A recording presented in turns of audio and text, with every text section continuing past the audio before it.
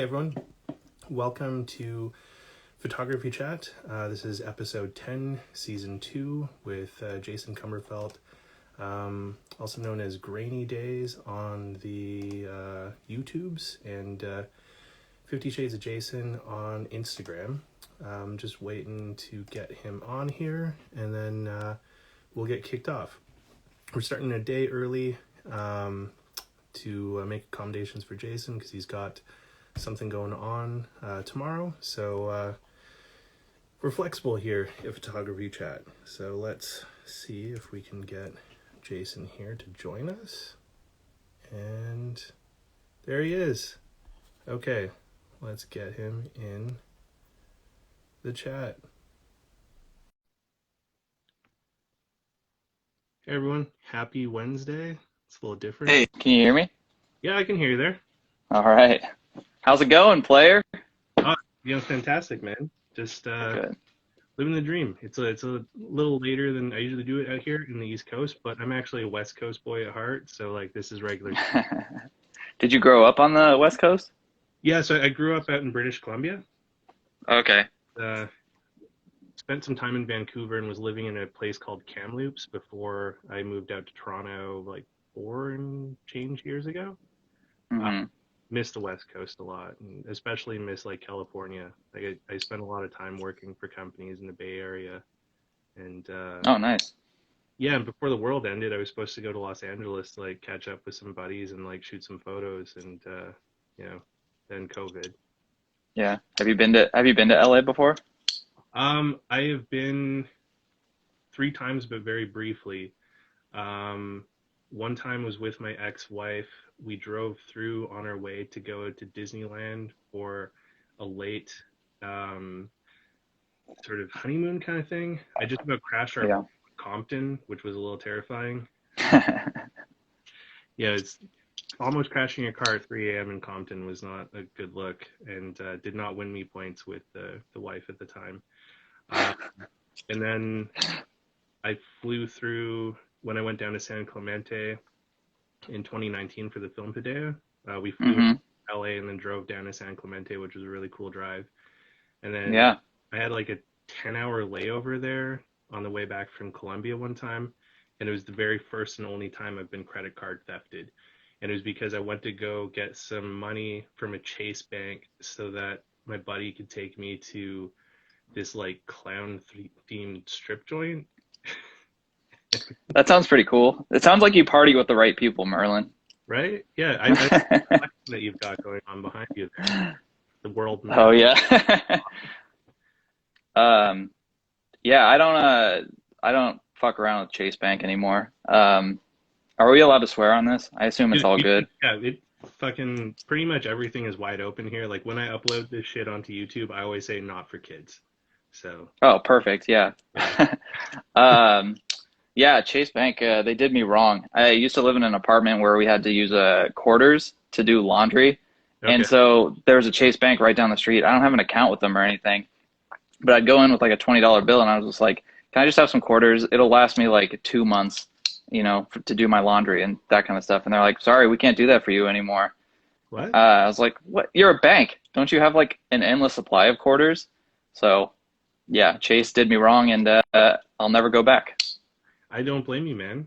And Yeah. it sucks for them because you're spending all this wild money now that you're doing the large photography. Yeah, man. So how has the large format adventure been for you outside of shitting your pants every time you push the shutter?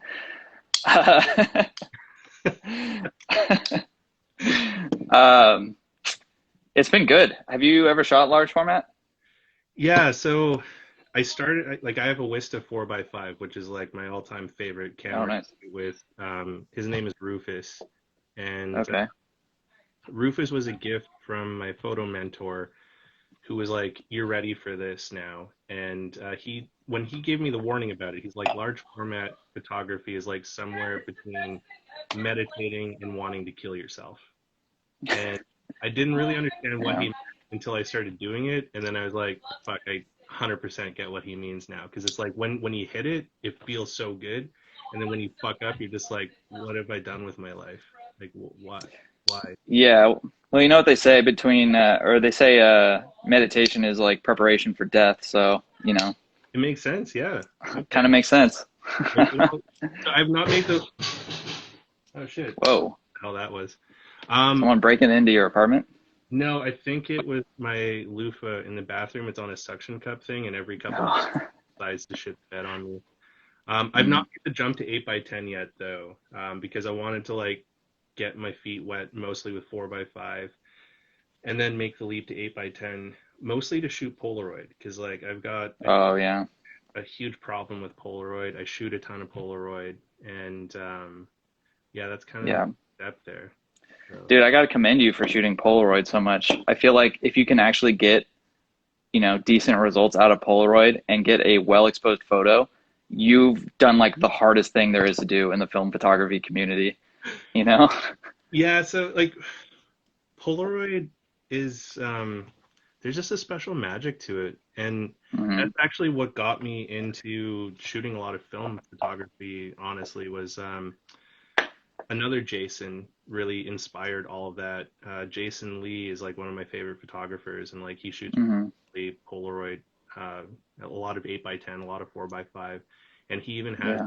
an ultra large format 20x24 Polaroid, which is Oh my God. but I was reading this article about him where he was talking about like the magic of Polaroid and how it's like the most honest photo that you could ever take. And Hmm. kind of like the idea of that, it being the most honest photo that you could ever take, because it's like when you take that Polaroid picture, you just have that one image. Like there's no negative, there's nothing else. So it's just that one moment in time. You can take two frames back to back, but they're not going to be identical. Whereas like when you got a negative, like you can reproduce that negative like over and over. You Hmm. can prints of it. And so I went out and I'm like, fuck it, I'm gonna buy an 8x10 Polaroid. And then I saw how much that shit was. And I'm like, this is why Jason Lee shoots 8x10 Polaroid. Yeah. Yeah. And I bought like just a little like box camera 600. And then yeah, just the madness went from there, because it was just like box cameras and then SX70 and then the SLR 690 and then pack Yeah. cameras and then How I many how many Polaroid cameras do you think you have at this point? oh fuck. Um, I'm sitting at like just under 60 cameras in total Oh between my God. 35 mil, 120, and large format. Uh, Yeah.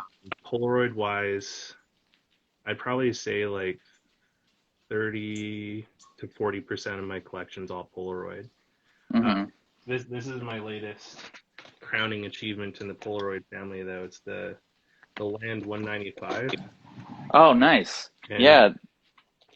this thing is a Is that true beauty. is that they made like an NPC version of that, didn't they? Yeah, they did. So there's an NPC Yeah. version and a Polaroid version.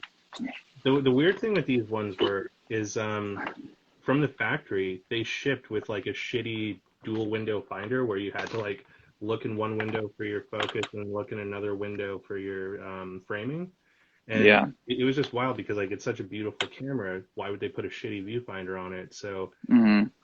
what what everyone does when they get these cameras is they rip off the Zeiss finder from a 250. And you've made the people so happy by letting Baxter up in the in all that. Yeah.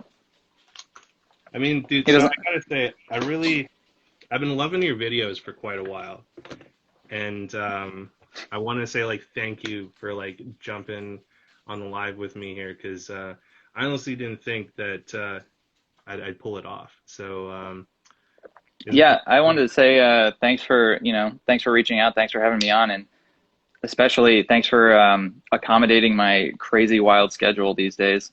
It's I've been working two jobs basically with YouTube and like a normal like 9 to 7, and it's just been doing a ton of overtime. So uh, I've just had no time to do anything except eat and sleep. Otherwise, So I really appreciate it. Thank you. no worries, man. So outside of like the photographer role, what's your day job? What helps you pay for the large format business? It's like visual effects for like movies and TV shows, that kind of stuff. Um, yeah, that's pretty much it. I do everything from commercials to movies to uh, music videos to TV shows, everything. So that's pretty much it. Wow. I had no idea. That's a lot cooler than my day job, man. So What do you do? PowerPoint and bullshit. Uh, no, so I work for a large four-lettered tech company, and I do technical evangelism and pre-sales. So I help get people all excited about the technology that we sell and convince them to give us their money. And it's I don't feel bad about it because I believe in like what my company does. So there's other tech Mm, companies out there that are a little more unscrupulous that would pay me more money, but I need to be able to like live with myself at the end of the day. Someone asks it's here, important. do you do Terminator 2? Did I work on Terminator 2? No. When was that made? I don't think I was even alive then. 90, 93 maybe? I don't know. I was alive in 93. Barely. No, I don't work for Salesforce. I work for Dell Technologies. I'll say it out there. Um, So what are you gonna do with that Polaroid 195? They don't make film for that anymore, right? so no, they don't. Well, yes and no. Yeah. So there's a company in Vienna called SuperSense, and SuperSense makes Mm, one instant film, which is like it's a truly bespoken, handmade film that is based off of expired 20 by 24 Polaroid color with a new negative and a new developer. Um, hmm and fun odd fact is when you process it and peel it apart, you know what a bukkake party smells like. I don't Yeah. need Polaroid to know what that smells like. No, you don't. But I mean, maybe like when the next time you shoot one instant, if you ever shoot one instant, it may help you recall fond memories of past lives. Yeah.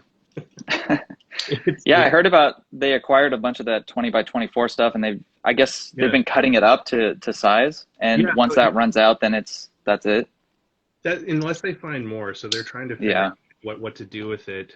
But yeah, it's truly bespoken. Like they all cut it by hand, and like they put it all together, and it's quite beautiful actually. Like you buy a 3 pack, and it comes in like a black, almost like a coffee bag kind of thing, and hmm it's paper cartridges, so it's all recyclable, and it's quite gorgeous.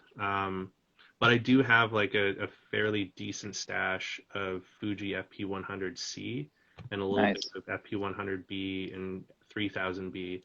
And what I'm going to use the 195 for is in 2018, I made this book called Queen City Bodegas, which was it's 22 different convenience stores around Toronto because we did Uh-huh. uh, out in BC we don't really have this kind of shit.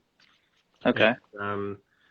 I'm gonna do a follow up to this book because I'm planning on moving back out to British Columbia later this year. So Mm. before I leave, I want to shoot the follow up to this book, which is gonna be still convenience stores and like other shops, but I'm gonna do a 2 pager for them. So one Oh, page cool.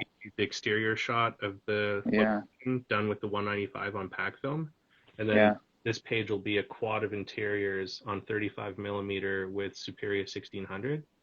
Mm. Kind of capture more because like when people like I did 90 copies of this book and it sold out like almost immediately.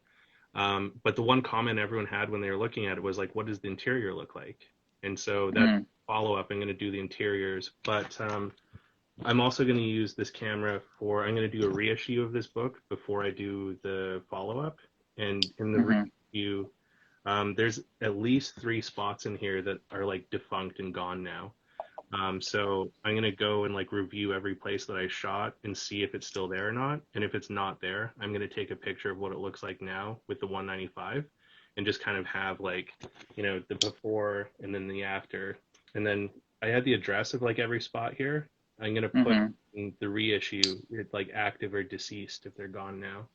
Um, I so imagined you were gonna say if it was gone, you were gonna kick in the door and take an interior photo anyway. I I've debated that, and also like I didn't realize there's like some hardcore gang shit that happens in Toronto. Um, Mm. and I only realized that after like 4 and some years living here. It's all right. Dude, you've been in the worst. Your car broke down at 3 a.m. in Compton. You can handle it. Dude, it was so the fucking turnoffs you guys have in America for like coming off of the freeways are so Hmm. tiny compared to Canada. And I was borrowing my ex-wife's parents' GPS, and it warned us way too fucking late on like what exit to take. And Mm. I missed an exit and tried to get onto it, and I like jumped the car off of like a median, and we went like flying off the median into like this fucking ditch, and like bottomed the shit out of the car and everything. And like when I looked up and saw like where we were, it was like it just said like Compton. It was just like, are you Oh fucking man, serious? I was like panicking because I was just like, come on, car, like I don't want please, to. not now, not now. Yeah, it's Yeah. wild. But yeah, that's a plan with the 195 is just shoot a couple books with it, and then what I've also been doing, just because like I have all this film and I thought about hoarding it and just keeping it forever because I love it so much, and then I thought about selling it because like it's worth 3 to 4 times what I paid for it. But then Mm. I'm just like, I want to shoot it because I love it so much. So I've been giving a lot of portraits away to just like random people. So I just keep the camera in my backpack, and like if I see someone that looks interesting, I'll just like give them a portrait if they're down with it. And That's yeah. cool, man. That's a cool way to do it. I mean, you got Brandon Baker Photo has a question. You reference Phantom Thread as an inspiration to test new filters. What other films Mm. inspire you? I actually haven't seen Phantom Thread. I've only seen the they did like a camera breakdown. Sort of I guess what's his name? The director of the movie also shot the movie, and he shot it all on 16 millimeter, I think. And he did a camera breakdown where he kind of talked about how he used 500T, Vision 3 500T, pushed it to stop, and also used something called a low con filter, which is a low contrast filter.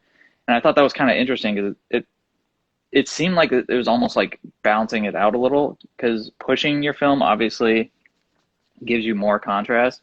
But if you're shooting with a low contrast filter, like what's the point of that? Yeah.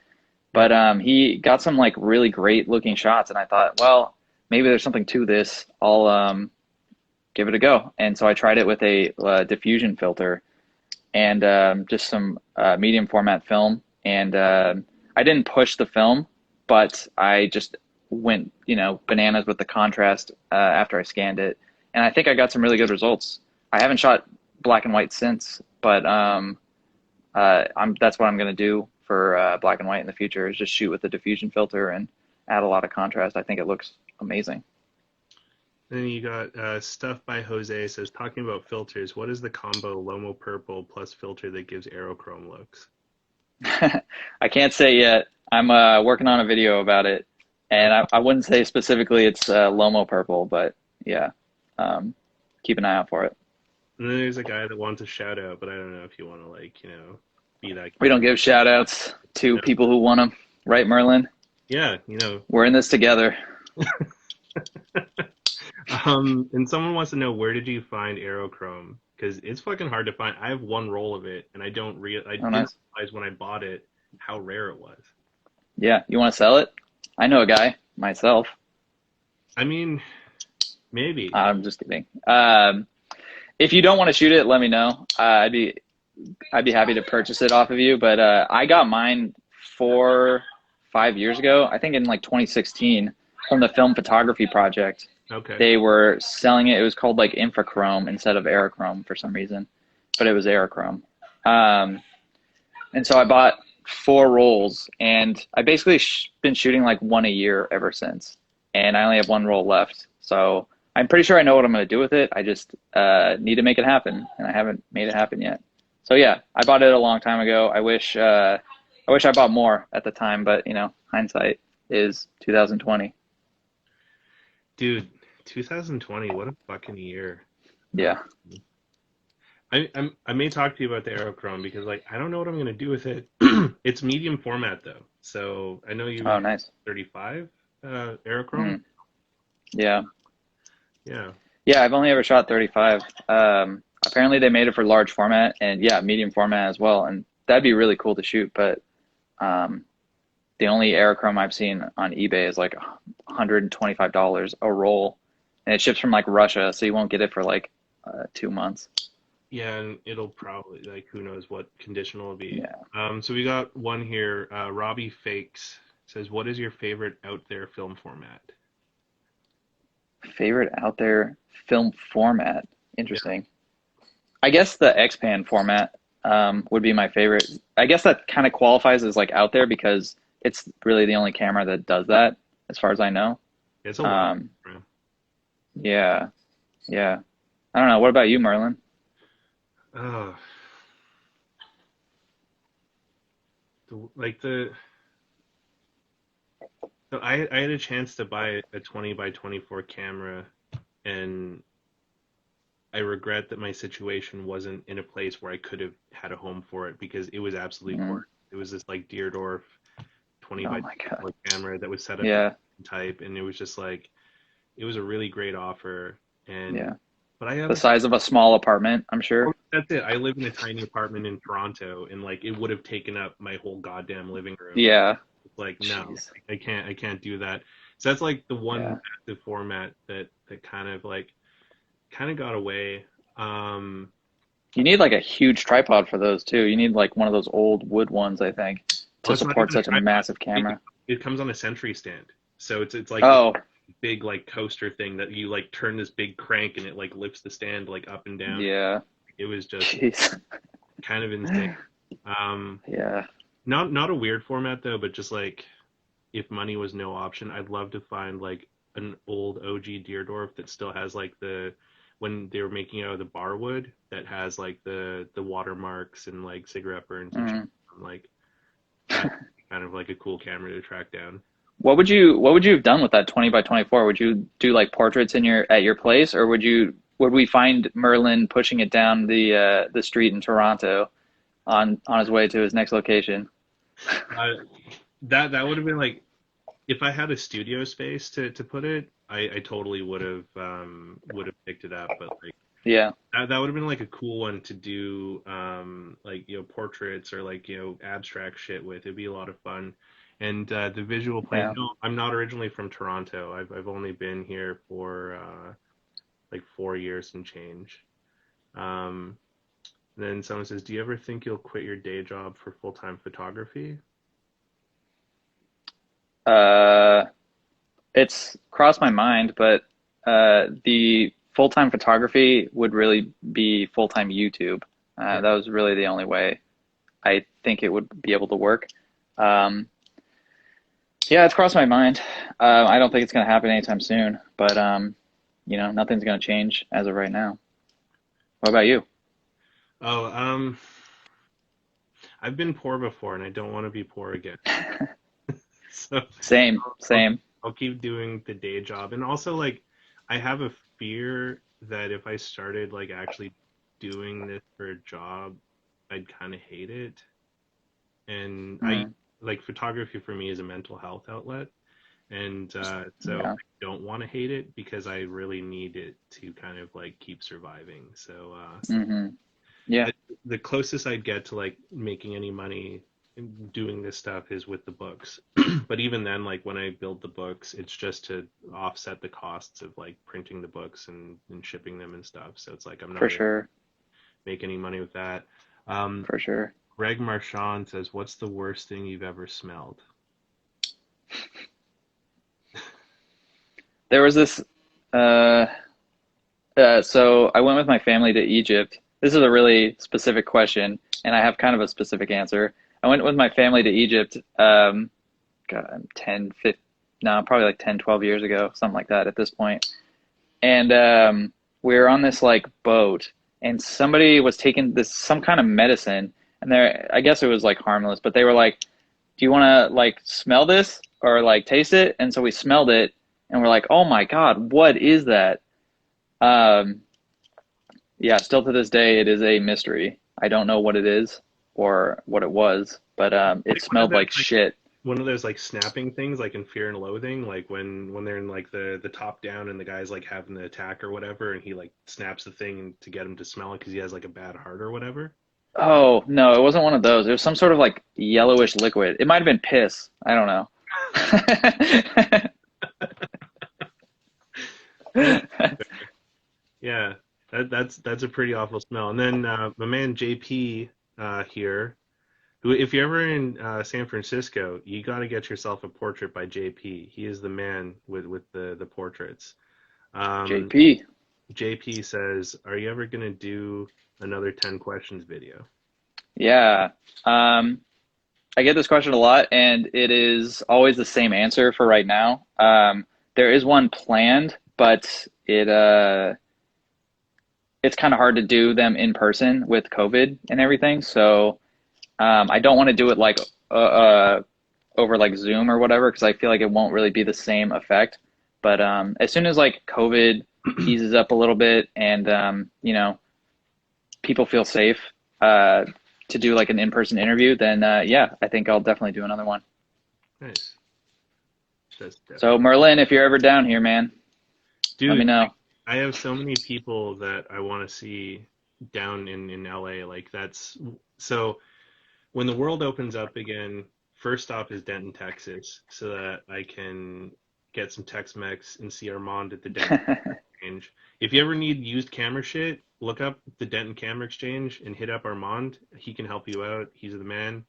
Um, and like his camera store is like just a parking lot away from his parents' Tex-Mex place, Mi Casita, which is like the best Tex-Mex you could ever fucking eat in your life. And then right after that would be LA to go catch up with some friends there, and then San Francisco, and then Boston Yeah, or man. Chicago. San Francisco to Boston. Yeah, that's kind of a stretch, but you could do it. Yeah.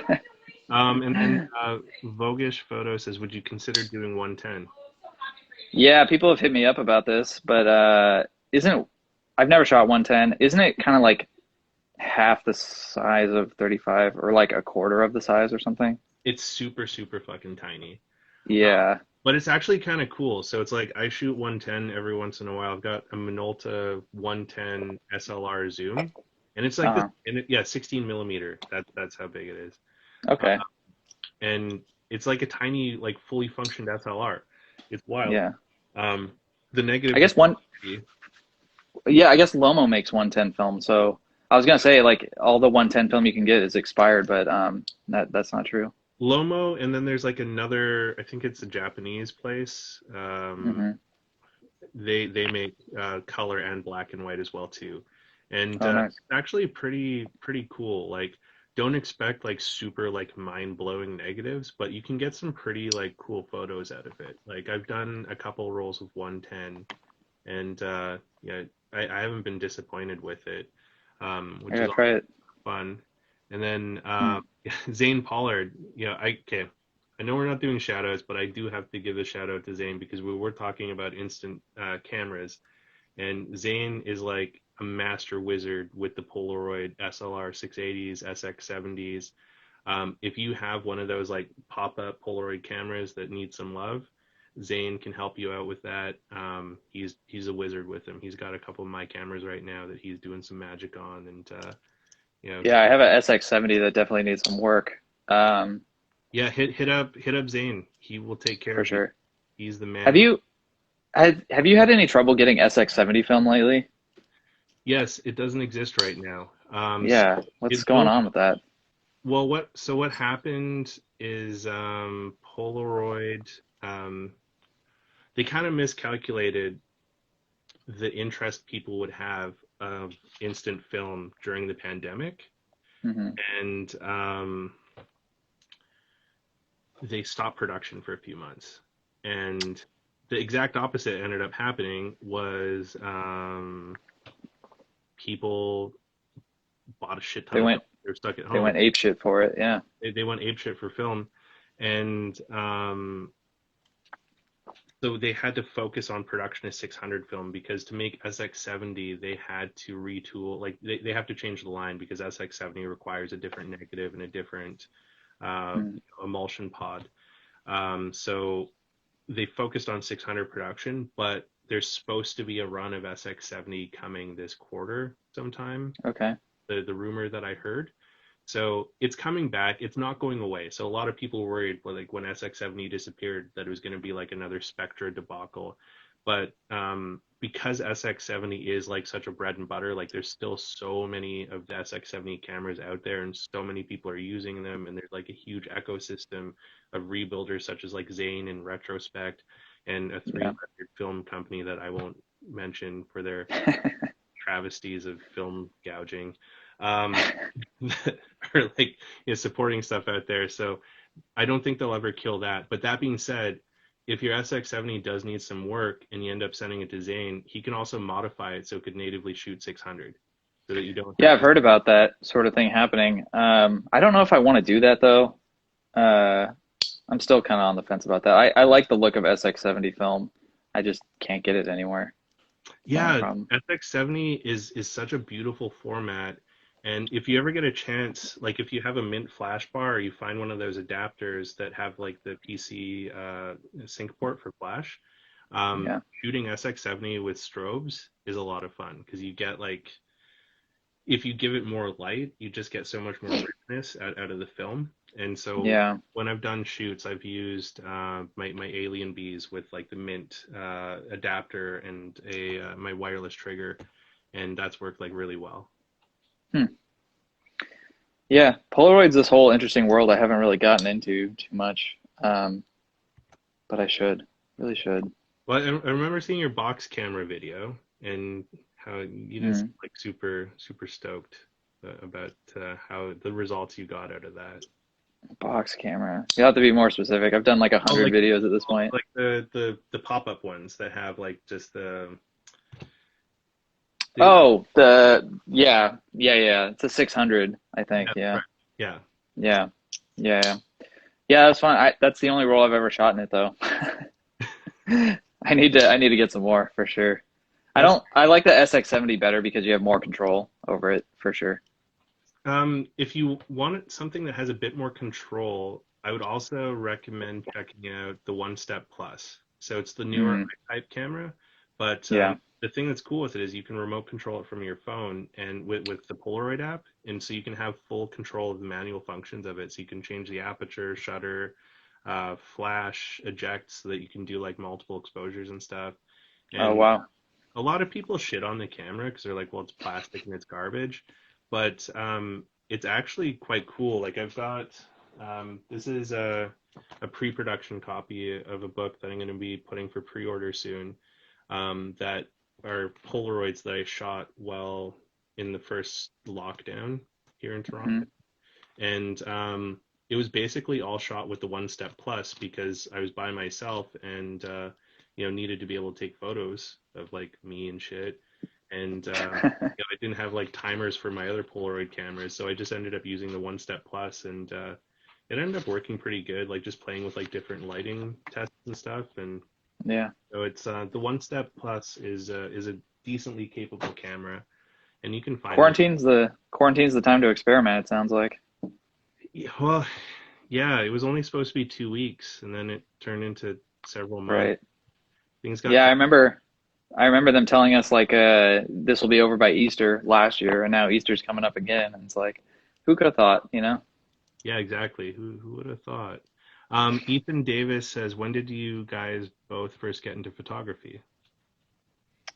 Uh I got into it about 5 years ago or so. I started a new job and long story short, the guy I sat next to uh I didn't know at the time. He and another friend of his were shooting film all the time and I always overheard their conversations and I was like, I don't know about this. It seemed kind of like a trend, like vinyl, you know. And so I gave it a try one time and I fell in love. That's how it started. Yeah. What about you? Um, so I had a chance to start with film like way early on in high school, and I was like, Mm. no, that seems like fucking nerdy. I'm just gonna get drunk and go to punk shows. But then I ended up getting a digital camera when Nikon released the D70. I bought it when it first came out, and I used that as a way to get into like punk shows and like hip hop shows for free because I was like, yo, let me like come in the show and I'll take pictures of you guys and shit and give you a CD tomorrow. And they're like, what? Yeah. Like, yeah, just let me in. And so like I did a lot of like street photography and like music photography and stuff.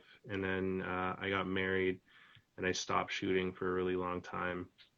And then when I moved to Toronto, I was having some problems adapting to Toronto. It was just kind of different from what I'm used to out here. And I bought a camera to just start shooting again. And I spent a lot of time in Kensington Market, which is this kind of like funky like village area kind of thing. Okay.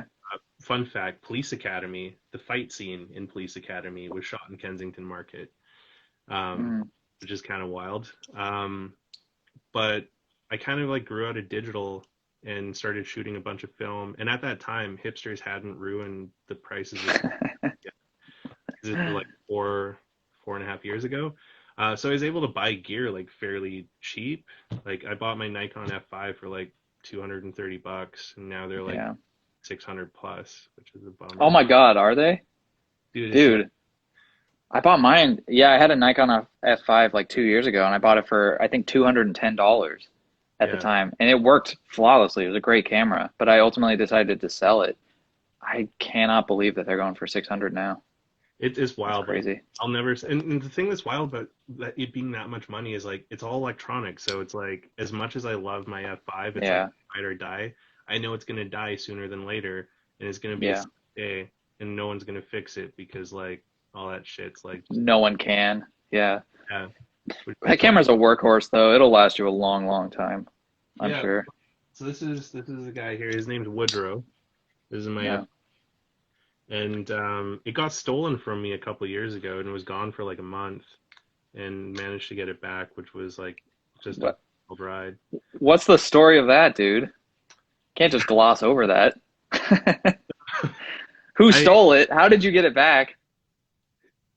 Okay, I have no idea. I think of these like chicks stole it. So there was this art gallery that used to exist in Toronto, and the the first 3 out of 5 times I've ever done gallery shows were at this place, and the first two that I did with them, I fucking did not enjoy it at all. Like it wasn't what they promised. It cost a bunch of money to show there, and I was like, fuck you guys, I'm never gonna do another show with you.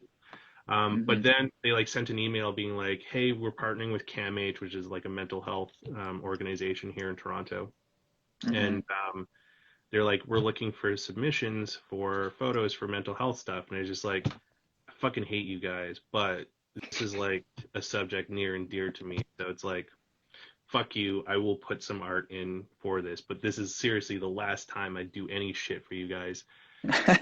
I went to the thing and it was great. Like, the opening was fun, and Hmm.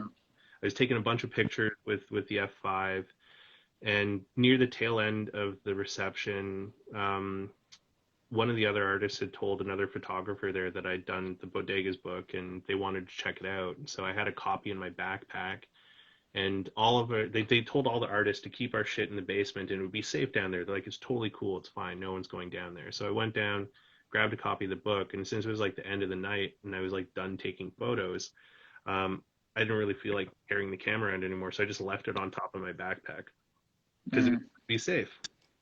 Yeah. And fun fact, there was also 2 MacBooks that were inside of my backpack, and it was open because I like left it open and kind of like just tucked the camera on like in the open part there.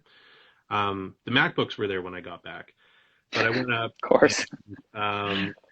I was showing like this person the book, and like I was only maybe away from the camera for like 20 minutes, and Yeah. I went down, and I didn't realize how important that camera was to me until the moment I couldn't find it. And it felt like a gut punch because I was like, what the fuck? Like, where is it? And I just started tearing the room apart trying to find it because I'm like, it's got to be fucking here somewhere. And I ended up like losing my mind that it was gone. And Hmm. when I was walking down the stairs, there was these two like young girls that were walking up, and they were like looking kind of sus when I saw them. And they had cameras everywhere, but they were fake. So Of there's course. no Of video, course, there's dude. like nothing. So I was like, fuck you guys. This is the worst fucking like like the irony of like my primary mental health tool being stolen from me at a show for mental health was just too rich for me. I was just like, fuck. Like, this is whatever. I did It's a pretty bunch of rough. media posts, and I was just like, help, like, if you see this, like, let me know. Yeah. And it was like a month, like over a month later, I'd given up, and I was like, fuck, like, I'm never gonna see my camera again. I had an f100 body, but the lens that was on the f5 the night that it got stolen was a 28 to 105, 3.5 to 4.5D, which is like Mm. a super primo lens. If you don't know about the magic of that lens, it's really fucking cool. It has this like dope macro mode on it that you can Mm. engage that you can see like the ridges in your fingerprints when you have the macro mode on that thing. And like Oh wow. like all people, Ken Rockwell wrote a thing about that lens being like it's the ninja lens in the Nikon lineup. Like it's the one lens you could use to shoot an entire wedding. Um, and I liked it for Ken Rockwell. yeah, exactly. He's the OG YouTube Yeah. Yeah. where YouTube was even a thing.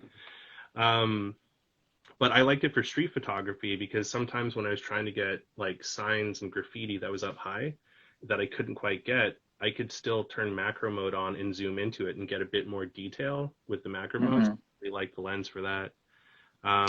So I just Yeah. referred myself to the fact that like I was never gonna fucking see the camera again, and went out and bought a replacement lens, which was also a bummer because like I bought that lens off of a crackhead in a Tim Hortons for $90.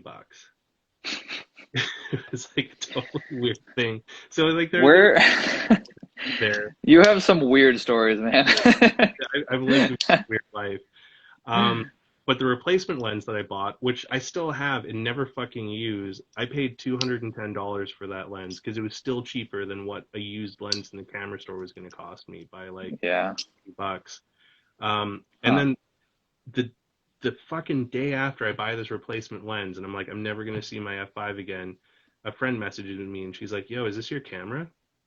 And there's like this sketchy like for sale app called Let Go. I don't know if you guys have that down in the States, but there it was. It was my fucking camera. Like I saw the pictures, and like I used to have on the back there used to be like a little teddy bear, like a foamy teddy bear sticker here that a girl at the camera store that does all my development, she gave Yeah. me. The bear was gone, but the outline of like the sticker was still there. And I was like, Hmm. that's my fucking camera. And I just about threw up on my MacBook because I was just like, I got all like, I was just like, holy shit, it's mine. Like, I need to go find it. And I lucked out because like my best friend that helps me with like making my books and shit, he had always wanted an F5. So I took a picture of the serial number and like all the camera because he's like, send me pictures. I've always wanted an F5. Like I worked in journalism and I never even got to use one. And so I Hmm. lucked out and I had the serial number. So a friend came with me to meet up with this guy. It got stolen like an hour from where I live, and it turned up like this dude was 15 minutes from my house. Oh wow. So I meet up with this dude, and my friend came with me, and she was like pretending to be my girlfriend, and we were buying this camera for her for art school. And so the plan was like she was gonna get the camera and look at it and make sure the serial number matched, and then like hold on to it while I like fought this guy or whatever for my camera. And Yeah. so like I confront the guy, and it turns out like it's my camera, and I was like, yeah, we'll take it. And he's like, okay. It was like they were selling it for like $300.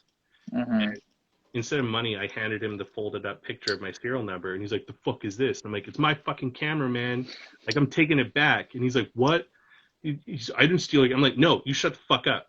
He's like, what? And I'm like, if you didn't steal it, you fucking know someone that did, and this is shit, man. If you know who fucking took this shit, like fuck them and fuck you. Like if you don't let me and my friend walk away right now, like I'm gonna like tell like I have an open police report right now, and I'm gonna give them all the information that I have on you, and tell them to like fucking do whatever the shit they need to do to you. That's the worst that they can do to you. He's like, whoa, bro, no, no, and I'm like, no, shut the fuck up. Like you need to talk to your friend and tell them that they need some fucking help, man, because like you don't steal from people. There's a shitty camera store here in Toronto called Henry's. They're the fucking. Hmm. But I was like, you don't fucking steal from Henry, man. You steal from Henry's because like Henry's at least has like fucking loss prevention. Like don't fucking steal from people. This is bullshit. And he like tries to shake my hand. I'm like, don't fucking touch me. We're not friends. Like fuck you, man. Yeah. It goes in for the hug. No. No, we're not at that level, dude. That's wow. I can't wait for the Netflix doc to come out about that in 5 years or so. That's quite an interesting story. It was a little while getting the cat, and then we sat in the car for like 20 minutes because I was just like my stomach was like all knotted up from like You're like shaking. Yeah. yeah, because I was just like this is fun, and then like my camera stunk like fucking patchouli oil for like 3 months because like they had it like wrapped in this like velvet scarf that was like drenched in patchouli oil. So I was just like, Yeah. well, at least I got my camera back, but it smells like the fucking back end of a Dave Matthews concert. So Yeah, I have well, it's not my story, but I'll tell it anyway, like I was there. My one of my friends got a Canon like digital camera, like a 1D Mark II or something. Stolen. I mean, who gives a shit? It's digital, right? yeah, She got it stolen and out of her car one night, but she had all the serial numbers and everything. 2 days later, she looks on Craigslist, finds the listing. They're selling it for like $30 or something. They don't know what they have, I guess, or they just need money. I don't know. But my brother goes with her. They go to like a Dunkin' Donuts or something to meet this guy. He has the camera. She matches the serial number to the serial number that she had when she bought it. And at that moment, the luckiest thing happened. Two cops walked in the door and started placing an order. So all she had to do was turn around and be like, hey, this guy stole my camera and is trying to sell it. I have the serial number, the blah, blah, blah, blah, blah, blah, blah. And they're like, okay. So yeah, the guy, got arrested or whatever for the whole thing. And it's like, dude, you are so lucky. These poor cops were just on a break. They just needed a 10-minute break to get some donuts or something. And, they're always doing their job. And it's like the luckiest moment of their life, I think. that's the magic of donkeys, man. Yeah. Are you a Dunkin' Donuts person or like, do you have Krispy Kreme up there? Because that's obviously superior. I love Krispy Kreme. Like, Yeah. I'm not even ashamed to admit that like I will eat a dozen box to myself. Yeah. I will do the same. And I will hate myself for it. But Well, yeah. there's like a certain kind of like shameful pride that you have when you look at like Krispy Kreme box and you know that you did that to yourself and you're just like, Mhm. who am I? Why did I do Yeah. that? And then I'm stronger than I thought. Yeah. not that, and then it's just like I'll be like, no, you know what? I'm just gonna buy a half dozen. I'm like, who am I fucking kidding? Like, I'm still gonna eat the half dozen. Like, it doesn't make it Yeah. like, it's just, Yeah. yeah. It's like I've kind of I went through a bunch of diet shit when I was like younger, and I got Mm. skinny, but then I was like a miserable cunt when I was skinny, and Yeah. I was just like, you know what? I'd rather be like fat and happy than like skinny and miserable. A terrible version of myself then. So it's just like Yeah. I try to find moderation now. Yeah. You should write a book. It sounds like you've got it figured out, man. No, dude, not even close. Goose Juice is wondering who is both of your favorite photographer? Do you want to answer that one first? I'm gonna need a minute to think about it. Yes, that's a tough one because there's so many like really great photographers out there. Yeah. So, well, I mean, like Jason Lee, definitely one of my favorites. Ed Templeton, I really love his work too. Um, Eric Bouvet has some like really rad shit too. Um, and Grant Britton, like that guy. Like, I'm not like super up on the classics, so it's like I meant like Yeah. I know everyone loves like Wessel, like Wessel's got some really great stuff, and Winogrand, Winogrand, am I pronouncing that right? I don't know. I'm not the person to ask. I don't know. I don't really know anything about photographers, especially historical photographers or anything like that. I know a few like Joel Meyerowitz, but Yeah, he's great. I don't really like look.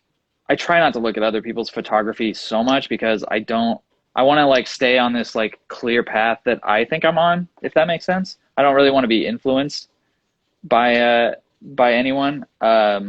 So Photographers, I don't know if I have a favorite, but I look at a lot of works by like painters. I've Mhm. been really into Richard Estes lately, but my all-time like biggest uh, inspiration is the painter Edward Hopper. Um, I just love everything he does. Your video on And that one. That was a great video. yeah, thanks. It pretty much all my work, I just strive to emulate whatever it is I feel when I look at an Edward Hopper painting, you know? So I'd say that's my favorite. Yeah. Kind of weird. Favorite human being in the world? There we go. No, no, no. Question. Who's Yeah. in the world? Hmm. I don't know. Do you have a favorite human being? I've never really thought about that before. I got a couple. This is like Probably top. my mom, honestly. Probably my mom or my brother. Yeah, I'd have to agree with that. Like my mom and I didn't have a super great relationship when I was a kid, but it's definitely gotten a lot better. And there's been like an interesting shift in the like parental dynamics. But my mom actually is a big part of like my photographic journey because the first film camera I ever shot is her Canon AE1, which I still have Nice. today and I use quite regularly. I love that. Hell yeah. Ride or die AE1. Exactly. Like as much as I'm a Nikon fanboy, that AE1 will always be in the stable, and I love that Yep. camera. Like all of my childhood memories were shot on that camera, and yeah. So my mom and my little brother, like I fucking love my little brother, and his kids are like they kill me. Like my niece, she's 7, and when she turned 5, I gave her a digital camera for her birthday, and they just like I sent her an iMac to play with a couple months ago and she figured out how to use like iMessage and shit. So now she's like texting me like pictures that she takes with her digital camera and it's kind of hilarious seeing like this little person's view of the world. And I was FaceTiming with her a couple weeks ago and she saw an enlarger in my living room and she's like, "What's that?" I'm like, "Oh, you can use it to make photos like this." And I pointed like one on my wall that's a film print and she's like, Hmm. "What?" And I'm like, "Yeah, you use chemicals to like make that off of film that you develop with chemicals." And she's like, "What? Like science?" It's like, "Yeah, with like science." Exactly. That's good, Merlin. Get them started early. Well, yeah, and so I was just like, "Yeah, like when I move back home, like, I can." She's like, "We can play with science," and I'm like, "Fuck yeah, we can play with science." Like, we're gonna Yeah. Not just for science project volcanoes, it's, for film photography too. exactly. I have to teach you how to be poor at an early age. Yeah, exactly. It's a good lesson to learn early on. Exactly. It's the photographic hobby is definitely an expensive one. Um, Oh, yeah. Dude, don't even 8 by 10 is literally like the most expensive thing on the planet. It's ridiculous. Oh, so Jeffrey has a question here. Is there a photo trip you've taken that has been a life-changing experience? Mm, it wasn't it wasn't like specific. Oh, what? I'm getting like feedback. It wasn't specifically a trip to take photos, but I went to Nepal to hike the Everest Base Camp Trail, and I brought my Canon AE1 on that trip, and I think it was one of the best times of my life. It was very, very difficult, and I remember pretty much just suffering the whole time, but it was definitely life changing, and shooting with film was definitely a game changer because I look back at those photos all the time. Yeah. That's wild. What about Nepal, you? interesting. Um, so I've talked about this in other episodes and like other podcasts before, but like the most important trip that I've taken, photography related and life related to a degree, um, is I went to Boston in 2018 for a workshop that Jason Lee did at the Leica store in Boston. And it was one part like a book release for Plainview, and then the second Mm, day like a workshop and photo walk with Jason. And okay.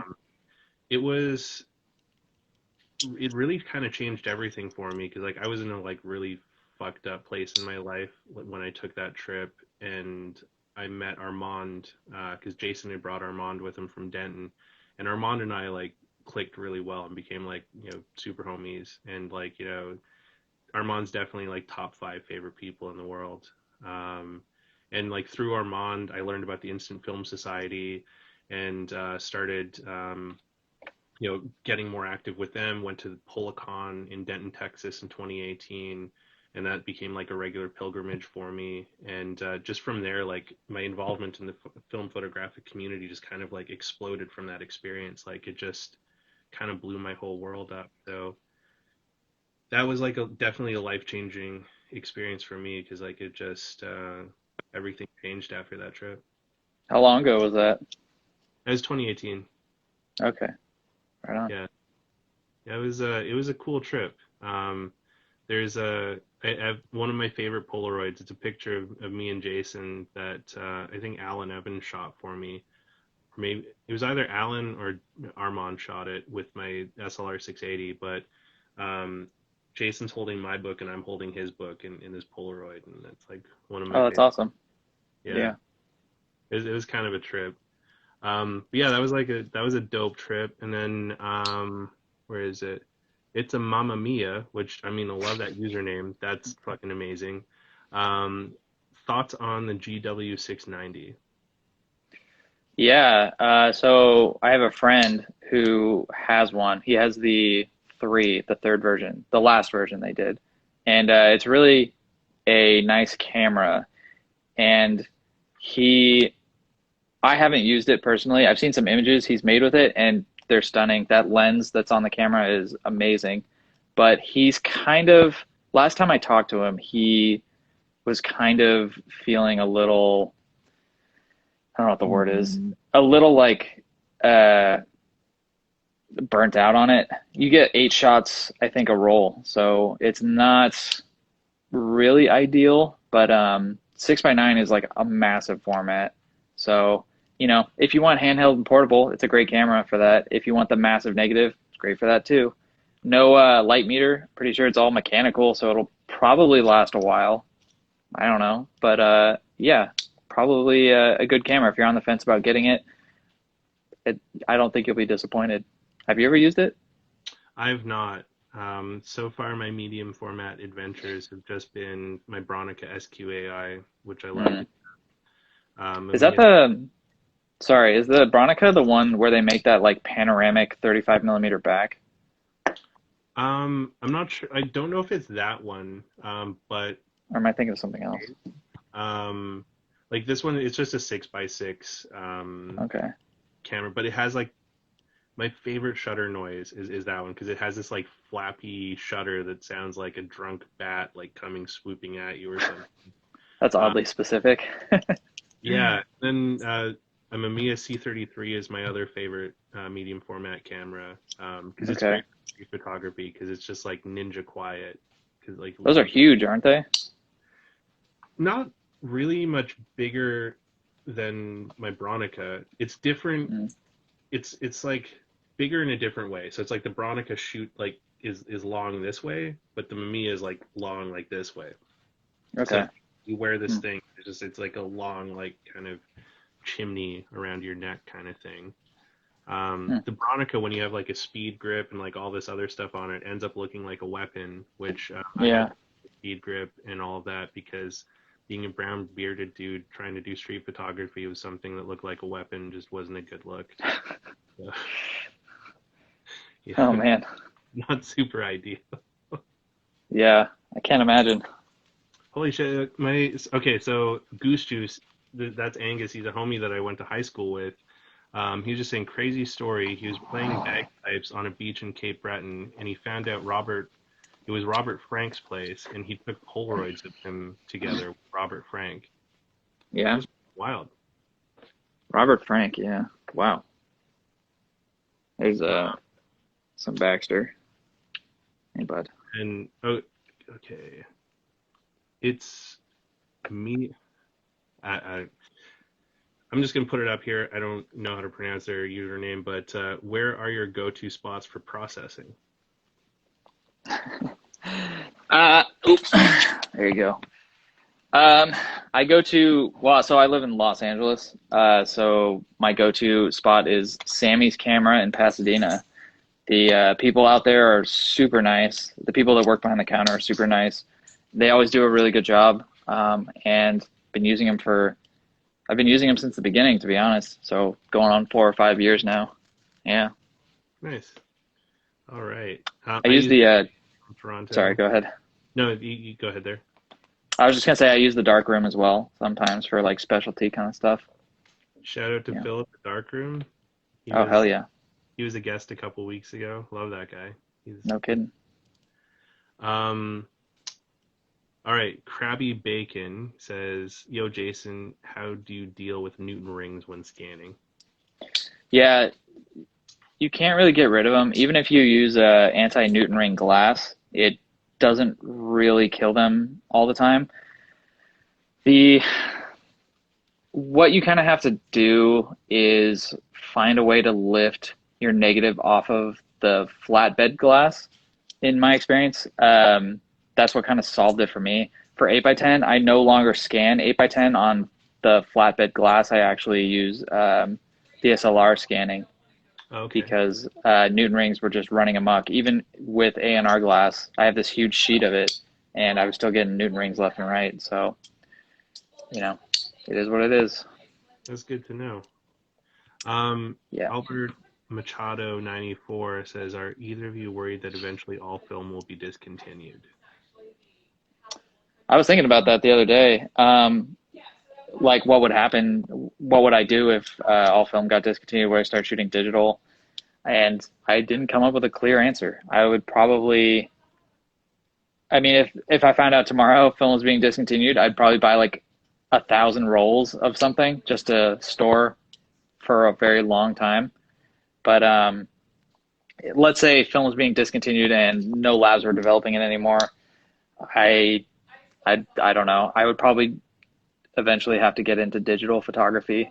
But God forbid. yeah, right now I'm kind of thinking it would be like dominantly black and white kind of stuff. But let's hope we don't have to live in a world like that, Merlin. I honestly don't think we'd have to. So it's like, Yeah. talking to people at Kodak and, whatever the fuck Fuji does is what Fuji does. Yeah. Um, Kodak seems fairly committed to continuing to produce film and adding new film to Yeah. the mix there. So like that's a good indicator that like I don't think film is going anywhere anytime soon. I think the bigger problem that we're going to face before there's an inavailability of film is going to be an inavailability of cameras. I think Because you're right. there's yeah, like that's the thing that actually freaks me out more than film not being available is that cameras won't be available. Yeah. Because there's no real new film cameras being created. Like there's point and shoots, like the plastic ones, like Ilford came out with a new one, and Lomography makes these simple use cameras, which are super shitty and super brilliant. Like it's a garbage camera that takes some of the best pictures I've ever been happy to take. Um, but there's no one really making like new SLRs. Leica still makes like the Leicas, but like you need Leica money to buy one of those.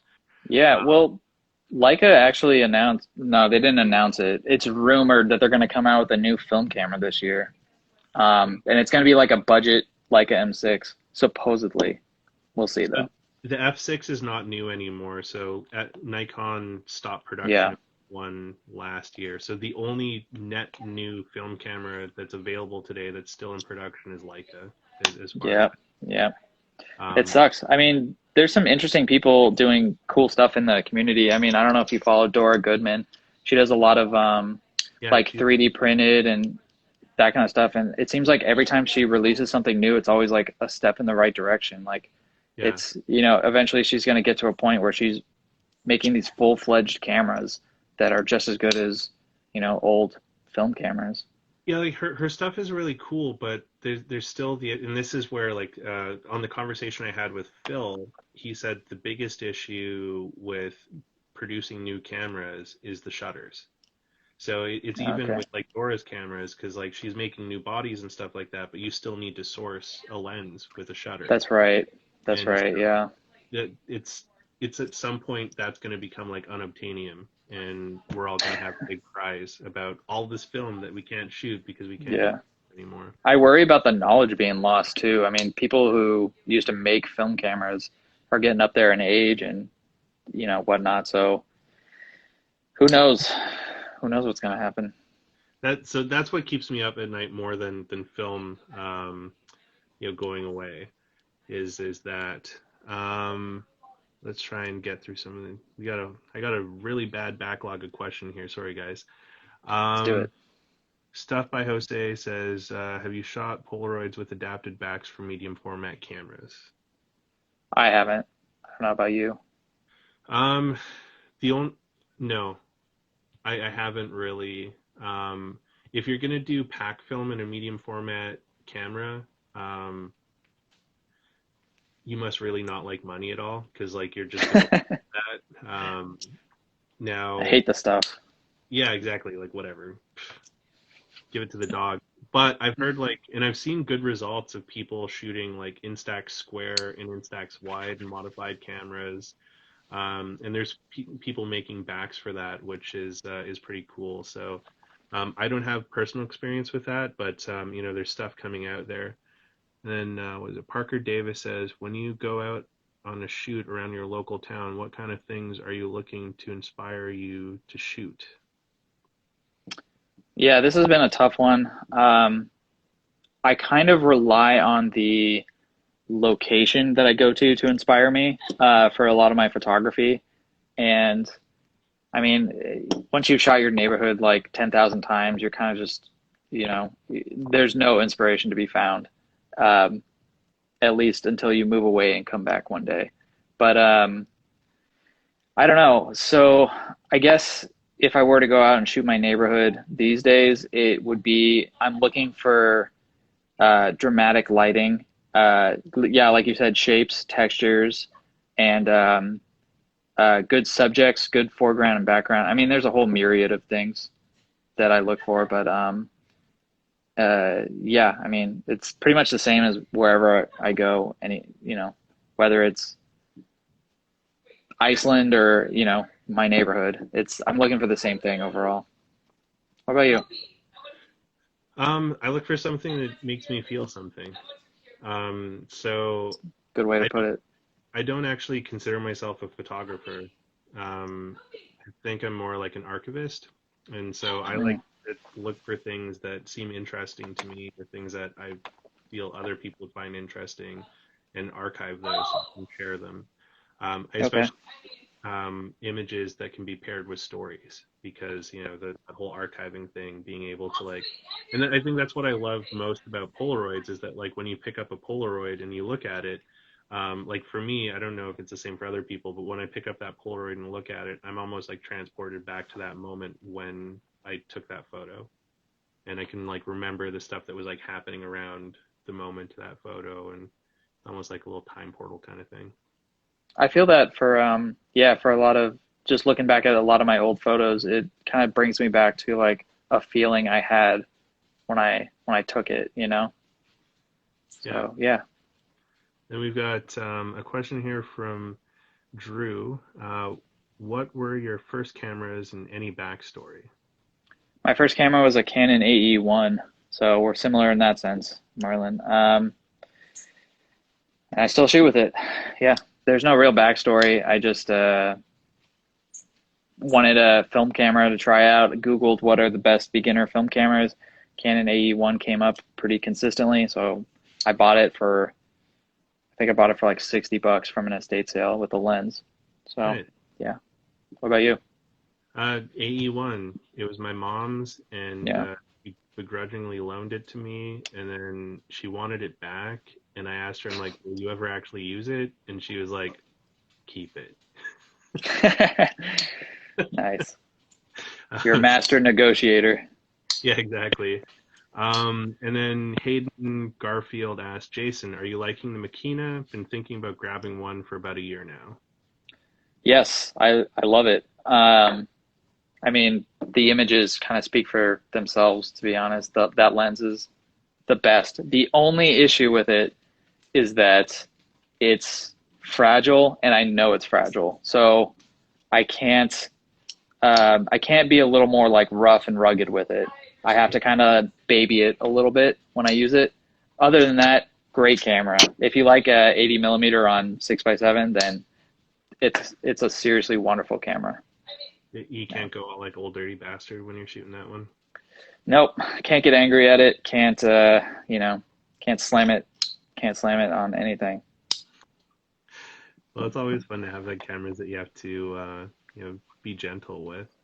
At this Um, point, I'm kind of like I'm interested to see how long I can keep it alive. I hope it never dies. I'm sure it will. It will someday, but like I'm very interested in like babying it and just seeing how much mileage I can get out of it. Yeah. that's not a bad idea. So where is it here? Some kid from the six. What do you both recommend is a great camera to get started into medium format? My recommendation, if you can stomach 6x6 square format, get a square format camera because they generally they're generally a little cheaper. I'm not a fan of square format at all. But that would be a good way to learn. There's a lot of like TLRs that you can get. I think maybe I'm wrong. I haven't looked into it in a long time, but they were going for like $100, $200 not too long ago. So hopefully the prices haven't changed too much. Yeah. I'm interested on like why you don't like 6x6 so much. I think the frame, so like 6x7 or standard 35 millimeter frame, I think the frame kind of informs the subject of what you're shooting. So if you're shooting a tree, in my mind, I kind of want to shoot it like vertically because a tree is largely vertical. So I Mm. think that kind of helps you create a better composition. Whereas if you're shooting 6x6, it's kind of just like even on both sides. I don't know. Yeah, I just can't get into it. That's kind of funny because like I just fucking hate 645. I can't get behind it. Yeah, I wouldn't really recommend 645, but I haven't shot it And I like either. AP's got mad love for the 645. I just can't. I would I'm shoot it if I had a Contact 645. That's like the only camera I'd be willing to put up with, but That's fair. forget that. Forget that. Um, I mean, for me, honestly, I would say like the best medium format camera to get started with is the one you can afford. Like, That's a good answer. I don't think you can really go wrong with any Yeah. camera out there. Now, Maybe like, try borrowing one from someone if you know someone who has one too. Give it a just try it out. yeah, so Yeah. like I've done that. Like, I've loaned out cameras to people that I the my more precious cameras I loan only to like friends, but I've definitely loaned like cameras to strangers, and you know, What are mostly your like precious cameras? the precious ones would be like my F5, Mm, the AE one. That one would never go out there. The 4x5 Rufus, and yeah. the 195, and my SLR 680 and SX 70s. Yeah. SX70s, you have more than one? Yeah. Hey, I'm not camera shaming you. I was just taken aback by it for a second. Yeah, I've Zane has five of my cameras right now in Denton that he's working on. And they're all Um, SX70s. Mostly, yeah. So Yeah. they're mostly SX70s. There's a couple sonars, and then he's working on a really, really special one that I'm super stoked about. And I need to send him skins so we can finish them. I've just been fucking lazy and like dealing with like mental health shit. But there's this really cool one he's working on for me that is all the SLR 680s were black. Like Yeah. Polaroid never made a silver one. So Zane started doing this cool conversion where he takes an SX70 sonar, like a silver one, and then grafts on the SLR 680 stuff onto it, so you can have a silver SLR 680. So he's built Damn. one of those out for me, but then he's also put the split prism focusing screen from an OG SX70 into it, so that when I'm doing manual focus on that SLR 680, I have the split prism, so I can actually like do a better Oh focus wow. manual. So I'm Yeah. really stoked for that one to come back from Zane. Nice, dude. Nice. Yeah, he's kind of the man with that stuff. Whereas we got this is a good one. For night photography, do you prefer spot meter or phone app? Me personally, I prefer the phone app because phones have better like uh what's the word? Better low light technology than spot meters do. Um, but you know, if you can make it work with a spot meter, then use that too. It's probably more accurate, to be honest. That's fair. Zane says he shoots a lot on my Hasselblad and SX70. It's all square, so he's I'm sorry, Zane. I square just guy. I just we're not similar, you know. I can't do Um, it. which app do you use when you're doing the night photography?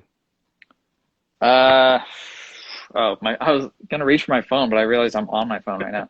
I'm an idiot. Um, what app? I don't, it's just a light meter app. Honestly, they're probably all the same. I don't know what it's called off the top of my head, but you can set, you can basically set like the priority. So like if you want, you set your ISO, then you set aperture and shutter or shutter priority. And so I set, I usually leave it on like aperture priority because I shoot at like f8 or f11 at night. But yeah, it gives you like really long exposure times. Then you have to do reciprocity and stuff, which it does not calculate for you. But yeah, I don't know if that makes sense. No, that makes sense. This is a good question. So, Bionar asks, what kind of effect does your emotional state have on your intentions and image making process? I think it, I mean, me personally, I think it has a lot. My emotional state constantly informs my photography, but I think a lot of my photography is the same. It's pretty consistent because of that. So I personally am a huge introvert and I really like solidarity, or not solidarity. So, wait, Solid. solitude. Yeah, solidarity is something else. Uh, I really like solitude. So I try to capture that in my work as well as I can. And pretty much every shot I take, I um, try to align a composition that kind of informs that, you know? I don't Okay. know if that makes sense. Yeah, what about you? It's a huge thing for me. So it's like I Yeah. mentioned before, like photography is a big mental health tool for me. So it's and also like you, I enjoy solitude, bit of like an introverted loner. Hmm. So it's like I go out and just explore streets and shit with my camera to just see what's out there. Um, I do kind of like force myself to try and be a little less introverted sometimes. So like I'll usually pack like an Instax square or like a Polaroid with me. And in the before times when we were allowed to talk to people without possibly killing them with our breath, Hmm. um, I would offer them like portraits and stuff. Because some people would get weird if you're like, "Hey, can I take your picture?" They're like, "What?" Like, no. I'm like, "Hey, Yeah. do you want a portrait?" Like, and so I do this thing where I take one for them and one for me. So I'm like, do you want an instant portrait? Like, I'll give you a picture. Here's the game. I take two photos. You get to pick which one you want, and then I keep the other one. Yeah. Do you find that people usually pick the one that you wanted to keep? Yes, I kind of, Yeah. yeah. Yeah. Um, so Solarsh says, Jason, how can you be an introvert yet be so comfortable to put yourself out there on the internet? Hmm. That's a good question. I'll let you know when I have an answer. um, it's a little easier talking to a camera than it is talking to like 100 people or whatever. When you're talking to a camera, you can kind of like edit it down to be whatever you want. If you mess up your speech or something, you can edit it out. You can kind of just edit out a lot of your like insecurities about yourself to some degree. Um, so if I were to get up on stage and talk to 100 people, it'd be a lot different than talking to like a camera in the office, you know, if that makes sense. Yeah, it totally makes sense. Sam's Frame asked, do you have any serious work planned for the near future, zines or books? Yeah, it's going to be a book this year. I don't want to give out too much information about it, but it's in progress. I've shot about half of it so far. and I think it's gonna be really cool. Yeah. Oh, this is a good one. Film Gaze asks, have any shot with half frame cameras? Yeah, I have this camera called the Nishika N8000, which creates those kind of like 3D GIFs, and it shoots 4 half-frame photos. Um, that's about my extent of knowledge with it. The lens is pretty shitty. It's literally just plastic, single focus, whatever. But yeah, that's technically half frame. Have Uh, you? I think that answers another question that was in the queue there, where someone was asking your thoughts on Nishika, and I kind of Sucks. echo the same thoughts. It's cheap and plastic and very Yeah. hipstery type. Um, It was kind of a gimmick back in the day. They used to it not I don't want to say it was a scam, but like they I don't know. Seeing old ads for it was like they way overpromised, and if I got that camera in the mail or whatever, it'd be like, wow, you really under delivered on this, yeah. that sort of thing. I was very underwhelmed with mine. I shot one roll and then sold it. Like it, Yeah, they're just going up in price too, which is insane.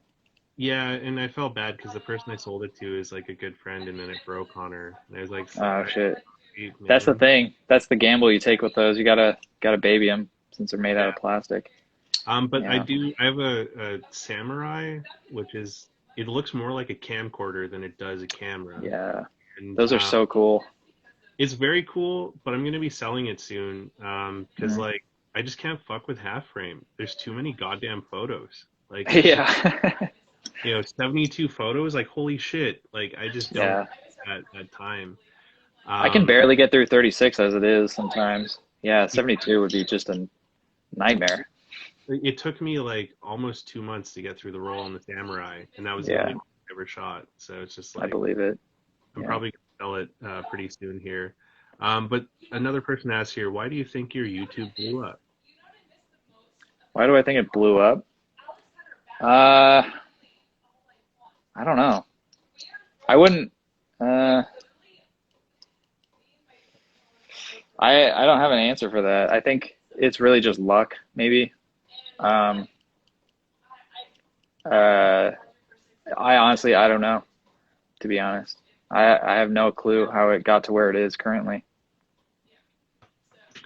Well, I mean, so this is why I like your YouTube channel from my personal perspective is I can't stomach a lot of like the photographer videos Yeah, that are on the YouTubes that are basically all the same fucking video on like Cinestill or Mamiya or this or and it's just like it kind of gets old and I yeah. appreciate your videos because um you have an off-brand humor that I can relate to and Okay. you're kind of easygoing. I think Baxter helps a lot, honestly. Yeah, he's definitely the star. He's got to get his own spin-off channel or something at this point, for Exactly. sure. It's what would it be though? Like what would Baxter spin off? Have you thought about it? Maybe just like a day in the life vlogs or something. Him eating, Like him like going on a walk. like a Casey Neistat style kind of thing with Baxter? Yeah, yeah. Definitely. That's pretty amazing. It Okay. could work. I think you could shop that out. I think people would be Yeah, down with that. yeah. Um, oh, this is a good one. WSC Michael says, "Why are people spending stupid money on point and shoots?" I think. Uh, I mean, here straight up, here's the answer. There's a lot of people out there that see the results people get on film and think, "Oh, film's like the end all be all," but I don't want to like learn exposure and manual settings and all that kind of stuff. So they find out about these things called point and shoots, which just do everything for you. You just have to load the film, and it's kind of just a perfect middle ground. Point and shoots are fun, but I don't think a Contax T2 is worth like $800. At this point, Um, whatever. I think they're so expensive because like YouTube and social media. Yeah, I'm sure YouTube definitely does not help at all with it, but what I can you kind of do? like every time I see like a video of like a special camera that I dig that I know that's cheap end up on YouTube, I'm just like, fuck you guys, you've ruined another camera. Yeah, I know. I got a comment on my Aerochrome video that was like, "Oh, it's you hate to see it. Jason just Kendall Jennered the shit out of Kodak Aerochrome." I'm like, what? What are you talking about, dude? It's been $120 for like 2 years. How did I destroy it by making a video? Whatever. You can't please everyone. No, you can't. You can't. Like, there's so many grumpy people out there in the world. Yeah, yeah. Um, where is it here? What other questions do we got here? Someone, this is a good one. Uh, Someone says, what about Monica? What about her? Yeah. I was thinking a funny episode would be if like I just had her do the episode. I mean, like I shot all the like photos and B-roll, but she did all the talking. We'll see if it happens. That could like a body switch one. Yeah, like a Freaky Friday kind of thing. Yeah, like a freaky yeah, that would be actually a pretty fucking funny one, Yeah, actually. yeah. She doesn't shoot film. She's very, very supportive of the channel. She actually bought me the microphone that I use in the channel, which kind Really? of kickstarted, yeah, it kind of kickstarted the whole YouTube thing. So she's super supportive, and I'm really appreciative of it. I dig your microphone in it. Like that was one of the things I liked too because it kind of made it almost seem like a bit talk showy before you like went out Mm, the camera stuff. So mm, I like that prop. So cool. props to Monica for that one. Yeah. Josie Griff says, "What style of photography or subject material you don't normally shoot that you'd like to explore?" I'd really like to get into Polaroid a little more specifically 8x10 Polaroid, like you were saying earlier. I've looked into it. It's, you know, it's a thing. It's a whole thing. I have the camera. I would need the processor. I would need the stupidly expensive Polaroid film. It would, it, it'd be a tough sell, but that's something I'd like to get into one day. You have the processor already? No, I don't. Okay. Um, I got an instant film homie in LA. I'll link you up with her. She's got a Okay. processor and she does 8 Oh, by 10 nice. stuff. And she could probably at the very least like, let you give it a shot just to It'd be sort of cool to do give it a shot. yeah. Yeah, it'd be cool to link up and do something on 8x10 Polaroid. Yeah, definitely. Yeah. Yeah, I'll link you guys up in email and so you guys can have a chat about that. Sounds Um, good. that would be fun. What else we got here? So many damn questions. Oh fuck. Sneeze one away. Um, some duplicates. Sorry guys, I'm not going to answer some, or I'm not going to throw up some of these duplicates because they've already been answered in other things. This one is interesting though. Rob says, "Have you ever encountered bottlenecks in film photography?" Bottlenecks. Maybe he means like a creative block, you think? Yeah, I think so. Um, I haven't, but admittedly, sometimes I'll get like a rollback and there'll be like one, maybe two shots that are like good-ish on it. And I kind of think, like this sucks. 34 shots that just are terrible. Like, why do I even do this? That happens every now and then, but otherwise, no, I don't really think I've hit a creative block with it yet. Still going strong. Have you? COVID's definitely bunged me up a little bit. Because I used to shoot like 3 to 5 rolls a week in the Mm. before times, and now if I shoot like 2 or 3 a month, I'm like, doing somewhat okay. Yeah. So like that's definitely like had an effect. Just because like there's only so much of my fucking apartment I can shoot before I get bored with it, Yeah. and Yeah. yeah, so it's definitely I've been kind of like feeling a bit stale, but that's where I've sort of shifted gears because like I have like thousands of photos that I've shot over the last few years that I haven't done shit with. So I've started to go back through and look at things that I can like, turn into book ideas or zines or things like that. So, Yeah. How many um, zines have you done to this point? no zines yet. Okay. The one book, and then the second one that's going to be going up for pre-order the next couple weeks here. Um, and then there'll be the reissue later this year of the Bodegas book.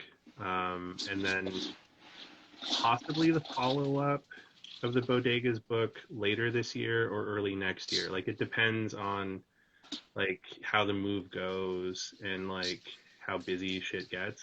Um, Hmm. so yeah, like I could have like 2 or 3 books out in the wild before this year is over. Cool. Yeah. Right on.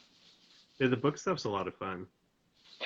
Yeah, like I said, I'm slowly kind of starting to get into it and organize something, and it's been really cool because it's kind of like half stuff that I shot in the past, and then half of it's like new stuff. So it's kind of cool to just like mix and match and kind of see what's possible with all that work. Yeah. Oh, this is an interesting one. Mr. Robot asks, is large format actually worth it? Um, Depends what you're looking for, I guess. I would say if you're doing like portraits, it's very much so worth it. You get that very shallow depth of field um, that just looks really, really nice. Um, it depends. I think it's worth it for landscape, which is like what I do mostly. But that's only because I'm like really in it for like the quality and just seeing the like detail on film and all that kind of stuff is just the best. I love it. I love the crap out of it. 8x10 is very it makes you think about photography differently, definitely. So if you want a new perspective, get a 8x10, get a 4x5, whatever. Get a Yeah, 20x24. you can find 4x5s and 5x7s fairly inexpensively. Yeah, And if you want especially to with Intrepid out there nowadays. yeah, Yeah. Intrepid's not bad. The only complaints that I've heard of Intrepid so far is that if you're going to be shooting them a lot, um, they don't last a long time. So like Mm, if you're trucking around a ton, maybe not the greatest thing. interesting. This is an interesting thoughts on Canon P, Canon 7 rangefinder cameras. That's what I use. I enjoy it, and I can get like 90% of the Leica experience for way less money. Yeah, I mean, if you're into it, those are really good cameras. Um, yeah, when I think of the Canon 7, I think of that gorgeous like 50 millimeter 0.95 lens that they have for it, which is just massive. Uh, yeah, sadly, I've never used one. I've never used that lens, but can only imagine that they're great. Yeah, Yeah, I've never gotten shoot one either, but like I've heard good things, and I've always been kind of yeah. Never curious. seen one. Never seen one out in the wild yet. That's for sure. I like this one. What books have you found inspiration from? Looking for some good ones to buy. Hmm. Well, I buy like books about like painters that I admire. So it would just be like, I mean, my process really is like I look at a lot of paintings online, kind of find an artist that I kind of want to look into a little more because I kind of like the stuff that I've seen from them. When I want to look into them more, I usually end up buying a book, and that's kind of the only books that I buy. So I just bought a book on Richard Estes. I have one on Edward Hopper. I have like a botanical species book that Oh, I cool. really like as well. Um, but yeah, that's pretty much where I get inspiration. I'm probably not the best person to ask. Merlin's probably got a better answer, to be honest with you. Um, I'm kind of all over the place with it. So like the ones I've been really digging lately, I picked up um, Jason's latest book in the Gold Dust Rush. It was all the black and white works over the last like 10 years. That's been a really cool book. There might still be a few copies available of it that popped up in the UK. And then Raymond's book, Raymond Molinar, he put a book of Polaroids out that's all done on SX70 times zero over Oh like wow. a decade as well too, and that is a friggin' gorgeous book, like so nicely done, and that was put out on Film Photographic, which is the publishing company that Jason owns. There's Okay. still copies of that one out there too, and it's like fairly inexpensive. I think it's like $50 for that book. Hmm. Um, there's he had a story earlier today that there's like 50 copies left. So if you're into Polaroids or you want to like explore Polaroids more, would definitely recommend that book. Um, there's Hmm. a cool Andy Warhol one that I really like. That's all these Andy Warhol Polaroids that I found really interesting. Um, Larry Clark had a book of photos. It's just called Tulsa. You might be able to get it online. I bought it at the Philbrook Museum in Tulsa, and Hmm. it's just these haunting and kind of amazing black and white photos that he took in Tulsa, like in I think it was like the late '60s, maybe early '50s. But there's some like intense shit in there, like heroin use, gunshot stuff, like one of this photo like lives rent free in my mind because it just kind of blew my mind the first time I saw it. It's you see this like beautiful silhouette of like a lady, and it's just like this black and white photo with just this gorgeous light, and you're just kind of like taken by like how stunning that this woman looks. And then Yeah. when you look closer, you realize she's pregnant, and then when you look a little bit closer, you realize she's shooting up heroin. Yikes. Yeah, like that was kind of an intense one. And then just recently I'm part of a group here in Canada called the Northern Film Collective that Okay. was founded by a friend of mine named Becca. She goes by Becca Shoots Film with 3 C's on the Instagrams. But we released this book that Becca put together called the Northern Film Collective Volume 1. And the Hmm. idea is that every year we're going to release a volume of Canadian film photographers and the film photos that they take. Oh Um, wow. so we had 68 different photographers submit photos, and so these are just like a couple of the photos of like different Wow. film photographers here. And Looks like a pretty good quality. yes, she used a company called Mixam, and Okay. they were like really decent. Actually, so this is one of the photos that I had at the show when my camera got stolen that I had there. I had a Polaroid up on display. Okay. Nice. Double exposure, it looks like, or No, so can't. it was expired film. Oh, So gotcha. what happens when Polaroid gets weird sometimes, though, what a lot of people might not realize is in the bottom here, this is where the developer pods live. And Yeah. it's not just one big developer pod, it's 3 different satchels. And Hmm. so what happened here is the developer pods on the sides here age differently than the middle one. So this one was still, Ah.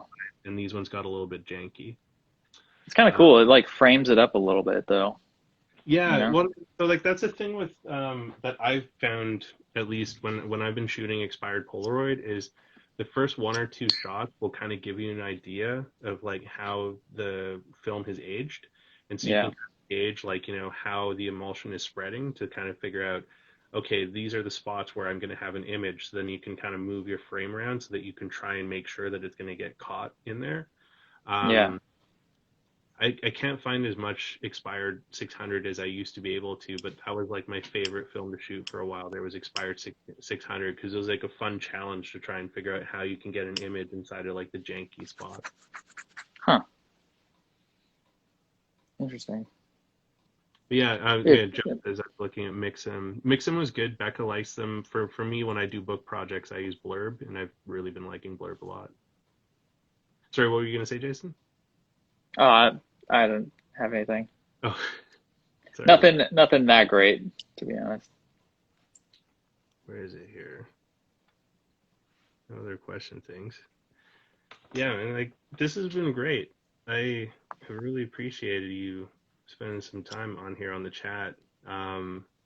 Like I really like I mentioned in the email, like I have no idea what I'm doing with this thing. Like I just it Yeah. started as like a way to just bide time in the pandemic. And it actually launched with a dude from LA. So Jason Moore was the guy that helped me kick off this whole thing last Man, year. you know so many people named Jason.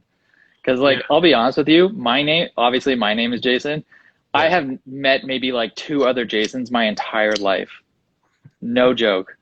And you Really? just mentioned two Jasons that you knew. So I was like, oh, man. Okay. Anyway, that's a tangent. But Well, yeah, if you you've can. never come across Jason Moore in Los Angeles, he's a fantastic photographer down there too. And yeah, I'll send you his stuff in the email when I introduce you to Jessica for the Okay. 8x10 Polaroid stuff. Cool. Yeah, yeah, yeah. Are you gonna keep doing these live streams? Yeah, so the plan is to keep doing them as long as people want to keep being a guest, and as long as people keep attending. So like Yeah. no to really stop. I've Hell been yeah.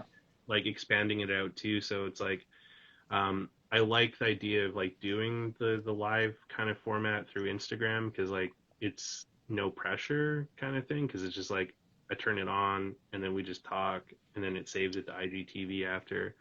Yeah. Um, but then afterwards, I download the IGTV and like put it into YouTube and then strip the audio out and put that into podcast platforms so that people can like enjoy the episodes in other formats if they can't catch the lives. That's awesome, dude. That's really cool.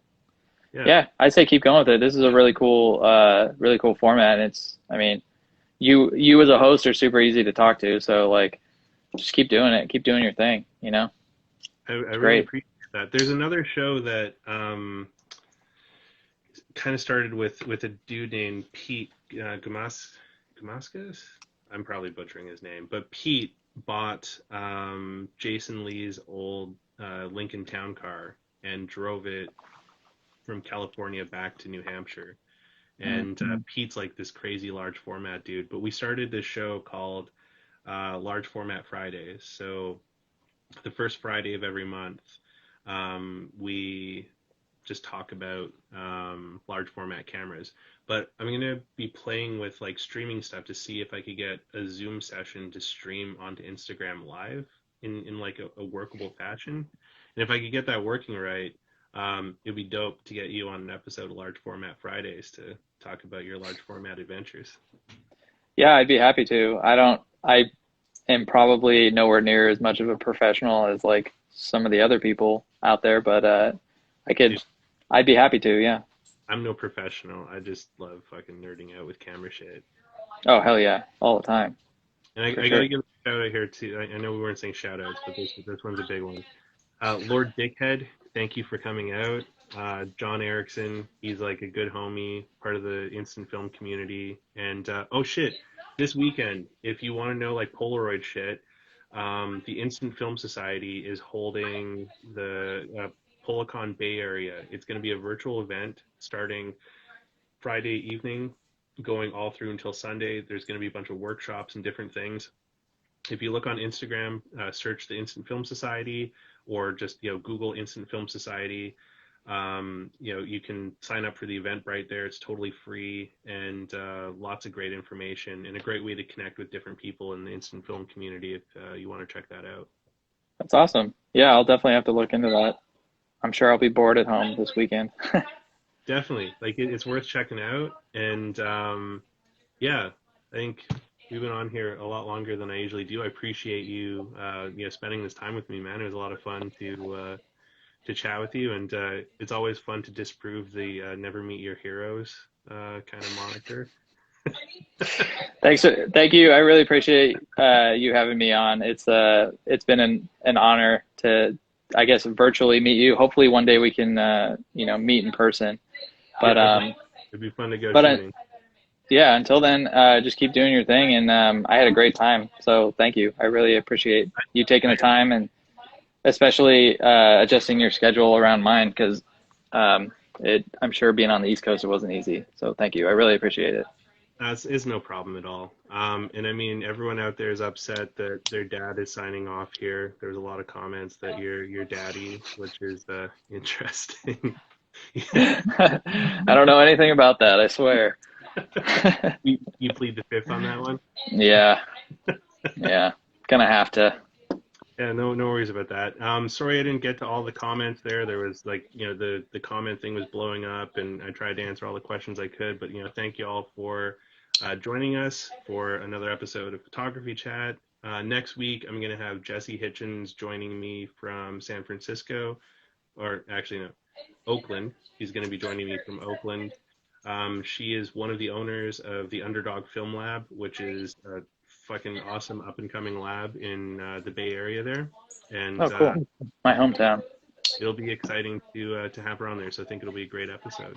So Yeah. thanks again, Jason, and stay safe out there. And I hope the premiere goes well tomorrow with Caleb.